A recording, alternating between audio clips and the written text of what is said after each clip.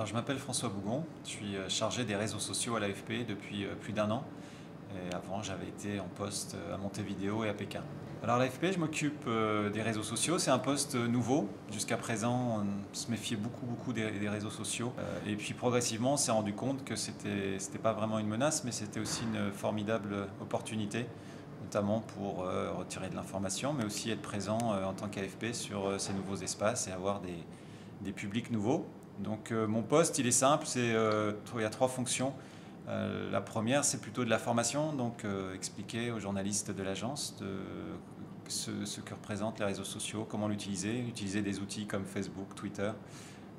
La deuxième fonction, c'était plus que de la sensibilisation et de la veille, et donc organiser une veille sur les réseaux sociaux pour en retirer de l'information.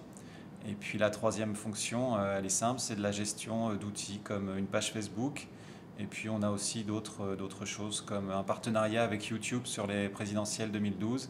Et puis bientôt une page de gestion de commentaires pour le portail Orange, papier politique de l'agence France Presse.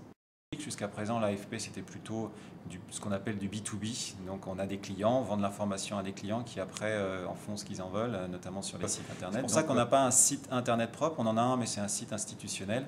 Et donc pour l'instant, on ne peut pas se développer sur un site internet grand public. Par ailleurs, on essaye aussi d'utiliser de plus en plus, et c'est l'actualité un peu qui l'a imposé. On l'a vu avec les révolutions arabes, on l'avait vu avant avec l'Iran, mais c'est notamment depuis les révolutions arabes de l'automne dernier, ça s'est beaucoup développé, c'est-à-dire l'UGC, les contenus générés par des utilisateurs de réseaux sociaux, et on l'a vu aussi en Syrie, c'est-à-dire qu'on utilise maintenant beaucoup d'éléments qui viennent de documents amateurs, et donc ça sous-entend pour nous, parce que l'AFP c'est de l'information vérifiée, créditée, authentifiée, donc pour nous ça suppose aussi un travail de vérification et d'authentification qui se fait aussi avec nos rédactions régionales, en particulier notamment à Nicosie.